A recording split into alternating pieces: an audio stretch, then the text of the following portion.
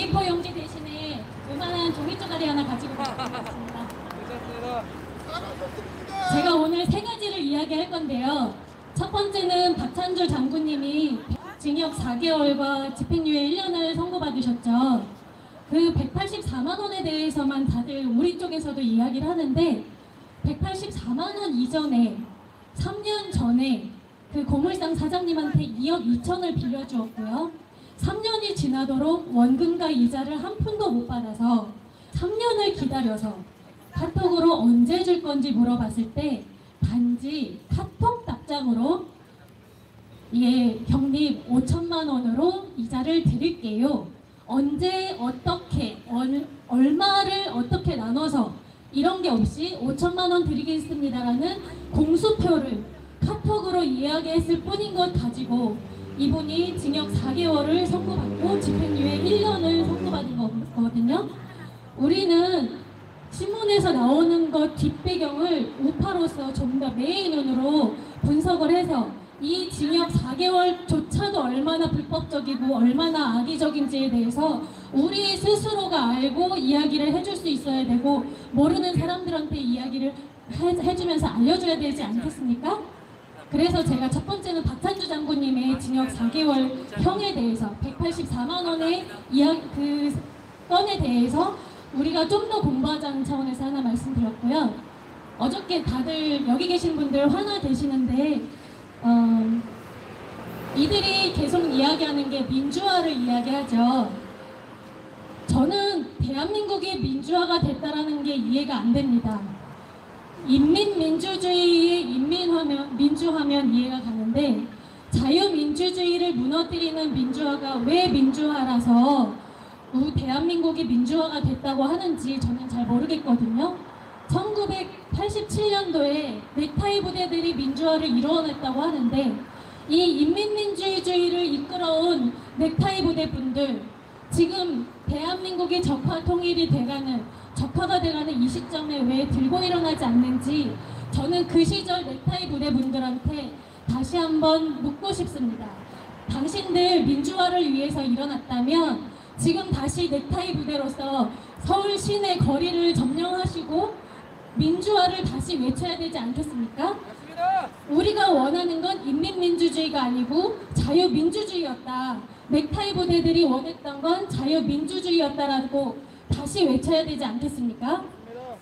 두 번째 또 적폐를 이야기합니다. 적폐 청산을 한다고 하는데 지금 현재 구치소에 갇혀 계시는 박근혜 대통령, 이명박 대통령 그리고 전직 국정원장 3분 이분들이 적폐라고 합니다.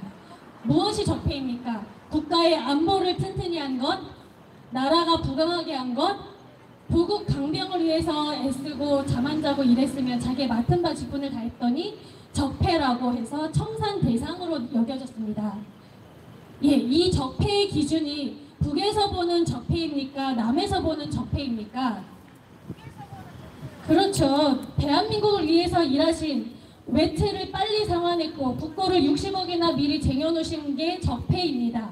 우리 단어에 속지 말고 이 말이 무슨 뜻이고 누가 무엇을 향해서 하는 이야기인지 우리 좀 더 생각해서 싸울 수 있도록 공부해야 될 것 같습니다.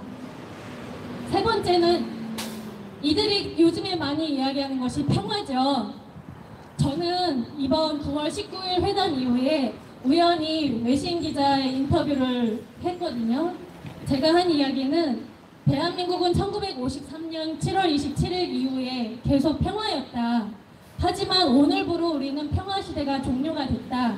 단지 내가 오늘 여기서 당신께 이 말을 할 수 있는 건 트럼프 대통령께서 아직은 지키고 있기 때문이다 라고 이야기를 했어요. 근데 우리가 좀 더 거슬러 올라가면 우리의 건국 대통령이신 이승만 대통령 덕분에 우리가 그 사인에도 불구하고 평화롭게 아직은 피 흘리지 않고 이 자리에 있을 수 있다고 봅니다. 맞습니다. 네, 왜냐하면 문재인은 무슨 사인을 어떻게 하든 무슨 선언을 어떻게 외치든 그들이 하는 것은 국제법상 인정이 되지가 않습니다. 휴전선은 태평양 사령부 소속의 한미연합사가 관할하는 것이지 대한민국 정부는 휴전협정, 정전협정에 개입된 당사자가 아니거든요. 네, 우리 화낼 필요가 없어요. 어차피 되도 않는 거 이를 모르는 문재인이 일 처리 방식을 모르면서 서둘러서 자기의 속셈을 드러냈기 때문에 우리는 대5를 정비하고 우리의 싸움을 어디를 향해서 가야 될지 그 싸움을 해야 될 것 같은데, 다들 국방부를 향해서 어저께 국군의 날 행사를 보면서 군인을 향해서 많이 분노를 하셨잖아요. 저는 여기 계시는 경찰분들, 저 국방부에 계시는 군인분들, 그분들은 그 조직에 속해 있기 때문에 본인의 의사와 본인의 의지와 상관없이 이 자리에 있고 그 자리에 있다고 봅니다. 문재인과 그들의 주사파 정권이 우리가 말하는 빨갱이들이 우리의 적이지, 우리의 적은 국방부와 국가와 군인들과 검찰과 경찰과 그리고 기업인은 우리의 적이 아닙니다. 우리는 적과 아군을 이제는 구분해야 될 때이고, 적을 향해서 우리의 화살과 우리의 총구를 날카롭게 겨눠야 되고, 우리의 적이 아닌 기업인들, 대표님들, 군인들, 경찰들, 검찰은 좀 많이 섞여 있지만 이분들은 우리가 국민의 이름으로 보호해야 된다고 생각을 합니다. 그래서 우리의 분노는 문재인과 임종석과 주사파, 어차피 그들조차도 제가 봤을 때는 본인들의 임기가 오늘일지 내일일지 몰라서 이렇게 서두르는 것 같은데, 그들을 향해서만 우리가 공격을 해야지 군인들과 정부와 우리나라와 물론 주사파 정부를 향해서가 아니고 대한민국을 위해서 일하시는 분들을 향해서 우리가 분노를 쏟을 필요는 없다고 생각을 합니다. 그래서 우리의 싸움에 대해서 제가 오늘 제안을 드리려고 마지막 세 번째 이야기를 꺼내겠습니다. 도태우 변호사님께서 문재인의 여적죄를 형사고발한 사건 아십니까? 그러면 지금 고발인 명단 지금 모으고 있는 것도 아세요? 예, 그러면 우리 나부터 그리고 내 주변 사람들부터 도태우 변호사님 고소장 접수하시고 나서 지금 싸우실 때 거기에 내 이름도, 그 고소인 명단에 내 이름도 하나 적으시고 내 옆에 있는 사람 설득해서 그 사람한테 진실을 알려서 그 사람 또한 고발인 명단에 이름 올리게 해서 주사파 정권, 좌파 정권, 그리고 김정은조차도 무서워 떨게 해야 되지 않겠습니까? 네, 신원식 장군님이 또 이번에 공청회를 제안하셨죠. 거기에 사인해서, 물론 그걸 받아들이고 안 받아들이고는 청와대의 문재인이지만 그 숫자가 20만이 넘고 1000만이 넘어가면 주사파 정권 굉장히 무서워할 것입니다. 그리고 제가 이 시간에 올라온 이유, 저는 지난 집회 때 오셨던 그 어르신들이 정말 다시 오시기를 원했습니다. 하지만 방송을 통해서 그분들이 이 이야기를 들으실 거라고 믿고 제안을 하겠습니다. 여러분, 지금 올라와 있는 수많은 법들이 기업인들을 적대시하고 수많은 외국인과 난민들에게 세금을 퍼부어주는 법안들이 하루에도 30개씩, 20개씩 올라온다는 사실을 알고 계십니까? 우리가 이 법들을 막아내지 않아서 반대 의견 100개, 80개 이렇게 해서 국민들의 관심이 없다고, 국민이 자발적인 동의를 했다라는 묵시적인 동의하에 그 법안들이 다 발의가 되었습니다. 그리고 얼마 전에 한창 문제가 됐던 주사파 4기, 전대협 4기 의장인 보궐로, 우리나라는 보궐이 참 문제들을 많이 일으키는데 보궐 국회의원이었던 송갑석이가 발의했던 한반도 평화시대 7법이라는 법안을 통해서 첫 번째는 북한의 마음대로 자금과 모든 돈을 퍼줄 수 있도록 했고, 두 번째는 우리가 북한에 있는 우리 동포들에게 자유 대한민국의 소식과 그들에게 먹고 살라고 2달러, 3달러 넣어준 그 풍선들 보내려면 통일부 장관의 사인 없이는 못하게 법안을 올렸고, 그 법안이 통과돼서 만약에 풍선을 쏘아 올리면 벌금 300만 원과 3년 이하의 징역과 벌금 300만 원인가 3천만 원의 벌금을 먹게 돼 있거든요. 합법적이고 자유 대한민국의 자유 통일을 위해서 일하시는 모든 것들이 범법행위이고 불법행위가 되어버렸습니다. 단지 우리가 무관심하고 우리가 게을러서. 요번에 올라온 건 또 뭐가 있냐면 여순 반란 사건 기억하십니까? 1948년 공산당들이 남한에서 일으킨 선전선동에 대해서 반란행위에 대해서 민주당에서 무슨 법을 발의했냐면 여순 사태 피해자들을 위한 세금을 지원하겠다고 합니다. 그런데 이게 이번만 올라온 것이 아니라 그동안 수많은 분들이 막아내서 기각되고 기각돼서 이것들은 계속 될 때까지 계속 올리거든요. 하지만 우리가 지쳐서 반대 의견을 멈추는 순간 이 법은 또 통과될 것입니다. 작년에 30분이서 댓글 작업을 해서 50만 건을 넘으니까 그때 문재인 정권에서 시스템을 바꿨습니다. 한 사람이, 그 전에는 본인들이 그렇게 했겠죠. 한 사람이 10건이건 1000건이건 10,000건이건 반대 의견을 올릴 수 있었는데 이제는 주민번호 하나당 한 번의 의견만 올릴 수가 있습니다. 그래서 지금부터는 우리가 지금 문재인이 다 무슨 사인을 해주던 우리가 할 수 있는 싸움은 법안 투쟁입니다. 우리는 저들처럼 죽창을 들고 화염병을 들고 싸우는 것이 아니라 짱돌을 들고 싸우는 것이 아니라 법과 제도로서 싸워야 되는데 국민들이 이것을 하지 않기 때문에 저들이 우리를 만만히 보는 거거든요.